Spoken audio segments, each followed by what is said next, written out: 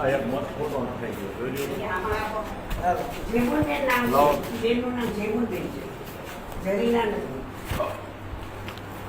મત ખોટો નખાઈ ગયો છે. મામા એ તો જરીના. સુપ્રતમાં તપાઈ સુપ્રતમાં તપાઈ ચેલેન્જ તમારી પડશે કે આવડા મત કેમ આપી છે?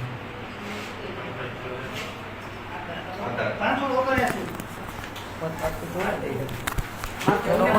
જોઈ લો ને કઈ રીતે ફોટોમાં શું તકલીફ શું થઈ છે વાંધો નથી વધારે કરવું, એ લોકો હેરાન થશે બિચારા. હા. આપણે ખાલી હું માફી માંગુ કારણ કે આ લોકોથી ભૂલ થઈ ભૂલ થઈ ગઈ અને ગઈ. આ લોકોએ જોયું બરોબર અને હું બ્રાહ્મણ છું બરોબર એ હું કોઈ પ્રશ્ન નથી તો હવે શું આનો રસ્તો શું કરવો છે સુપ્રત મત દઈ દઈ કાંઈ શું કરવું ઠાકર પણ આવી ભૂલ થાય તો અમારે શું કરવાનું?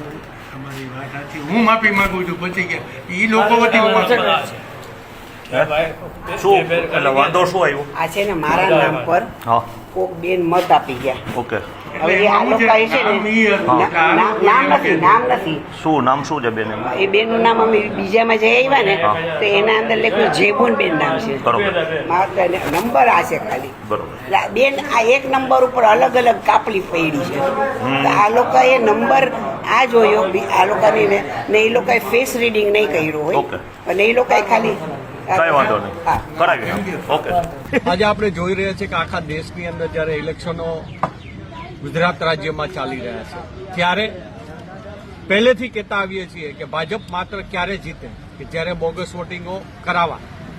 આજે વોર્ડ નંબર 4 રાજકોટ મહાનગરપાલિકાનો જે છે એના અંદર વોર્ડ નંબર 4માં શાળા નંબર 77 આવેલી છે અને એના બૂથ નંબર એટલે કે મતદાન મથક 16ની અંદર ત્યાંના મતદાર જરીનાબેન મનસુરભાઈ સુગરવાલા છે એમનો મત સવારમાં પડી ગયો. કઈ રીતે પડી ગયો તો આપણે જાણીએ જ છીએ કે આ ફૂટી ગયેલા અધિકારીઓ માત્ર સરકારના કહેવા ઉપર ચાલી રહ્યા છે ત્યારે આ મતદાન પડે. બાકી જે વ્યક્તિ મતદાન કરવા આવી એની પાસે આઈડી કાર્ડ ચેક કરવામાં ન આવ્યું હોય તો જ એ મતદાન કરી શક્યું હોય. એટલે આ ફૂટેલા અધિકારીઓ વિરુદ્ધ ચૂંટણી પંચ શું પગલાં લેશે, સરકાર શું પગલાં રહેશે તે હું જાણવા માંગુ છું. આ ફેસબુકની અંદર હું મારા આ ઓડિયોની સાથે વિડીયોની સાથે હું એ જે અધિકારી છે એની પાસે જે જરીનાબેન ફરિયાદ કરે છે અને અધિકારી માફી માંગે છે એ પણ વિડીયો આપણે શેર કરું છું અને તમામ પ્રેસના મિત્રોને પણ હું આ વસ્તુ એટલા માટે શેર કરી રહ્યો છું કે આ દેશની અંદર લોકશાહીને મારવાનો ધંધો આ ભાજપ સરકાર કરી રહી છે. હું મહેશ રાજપૂત, ચેરમેન